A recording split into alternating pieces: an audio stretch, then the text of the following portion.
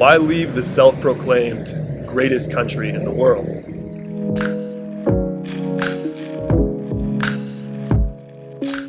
I traveled to Mexico for the first time in 2020, and I've pretty much been bouncing around Mexico and other parts of Latin America ever since. I still work for a U.S. company and pay U.S. taxes. I'm still obviously a U.S. citizen, and I do make frequent trips back to see family and friends. But after 2.5 years of living this lifestyle, I don't see it as a short-term thing anymore. So I figured I'd make this video and share how my thinking has evolved about the U.S.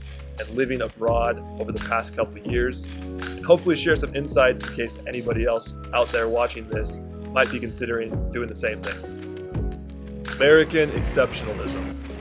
I grew up around it. I think a lot of people from the United States would say I'm crazy for pursuing the life that I have. And to some extent, I agree. I think that the U.S. is a great country. It obviously has a constitution that we don't always uphold, but has ideals that do keep systems in line and ultimately, produce a lot of economic opportunity. It is, much more efficient than a lot of places that I've traveled to. And I think the most important thing, the thing that I love most about the U.S. is just the can-do attitude and the entrepreneurial spirit. I think it's a place of dreamers. It's a place of people that want to make a better life for themselves, and I really can get behind that. That's something that I'm really proud of my American identity. At the same time, I see a lot of problems with the U.S. that I don't think exist to the same extent in other countries. Superficially, I'm from the Midwest and the weather is not so great.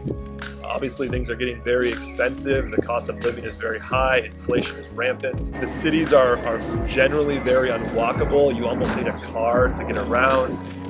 Because of that, people are very separated physically, and there's not that same sense of community that there once was. There's also a lot of tribalism. Political partisanship is on the rise, and it seems like the rhetoric and the conversation is just kind of getting dumber as people become on one side or the other and are influenced by this algorithm, which is just funneling them into one set of certain beliefs. Again, these are just my opinions, and everybody values different things, but when I was looking at the list of things that I valued, it was kind of funny because all of the things that I love about the US are systems and ideas and non-tangible things that you don't necessarily need to physically be there to access.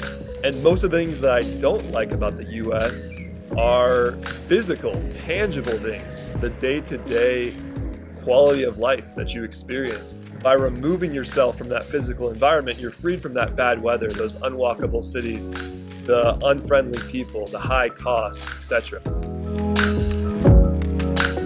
So the logical choice for me, it seemed, was to still obtain access to all of that great economic opportunities and ideals and beliefs and systems that I have through an American passport and American citizenship, but then get the quality of life increase of living in a lower cost of living area that has kind of more community and connection and values and culture. I see this as the ultimate arbitrage play, and obviously it's a privileged position to be in, to be able to have the access to the best of these two worlds. But if you are lucky enough to be in that position, I think you should probably take advantage of it. So what is life like living in the alternative? What has my life been like? Over the past couple of years, I have lived mostly in Mexico, but also traveled, lived, and worked from Guatemala, El Salvador, Colombia, and I'll be going to Quito, Ecuador very soon in the next couple of months. Like I said, a lot of Americans recoil at the thought of living in Latin America. We're spoon-fed by the mainstream media that these countries are corrupt and crime-ridden and overall terrible places to live. I can only speak from my personal experience, but after 2.5 years living in mostly Latin America, I can honestly say that if you hold those beliefs, you are missing out. There are so many positive parts of, in my case, Mexican culture that I've been able to enjoy in my time here that often get looked over because of the media's focus on the negative. The weather here in Oaxaca and in so many places I've traveled is unreal year-round. There's a simpler, slower pace to life here that has taught me really valuable lessons on what I should be valuing. When I'm here, I feel less stressed and more grounded. People here know how to focus on what's important. They savor good food, spend a ton of quality time with loved ones. They don't get too caught up in materialism of American culture. The economic advantage that I receive here isn't just that the prices are cheaper, it's that you're also removed from the rat race of trying to buy as a status symbol and keeping up with all the people around you, which saves a ton of money as well. To me, there's something incredibly liberating about being freed from the pressures of your culture. And when you're removed from that, it gives you the opportunity to really figure out who you are and start exploring the passions and interests that you actually have as an authentic human being, rather than just a conglomerate of all the people and cultures and ideas around you.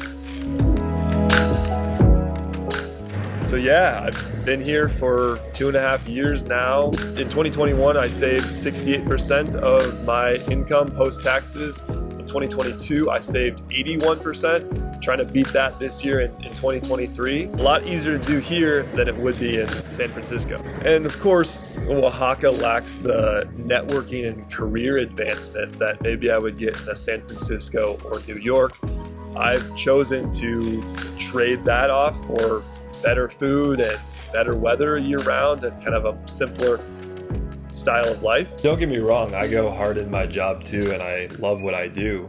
I'm just making the bet that prioritizing my personal growth right now and getting out of my comfort zone is really going to be the tool to unlock and accomplish what I want in my career and in my life. I completely understand why some people wouldn't want to make that trade-off based on what their priorities are. But I guess my point is, if you are living in one of those high cost of living areas, you better be taking advantage of what that city has to offer. You better be out there networking. You better be out there trying to meet people in your field if that's why you're there. If you're just sitting in your apartment working online like I am, you probably could have access to a better life, a higher quality of life, and make your dollar go further here.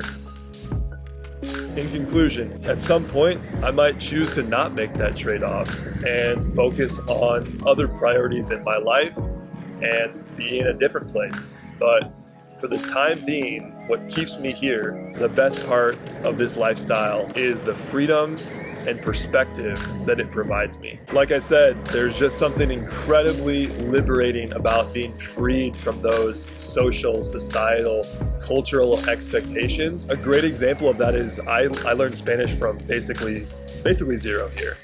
And I sounded like an absolute fool for months, and I still probably sound like a fool for a lot of the time.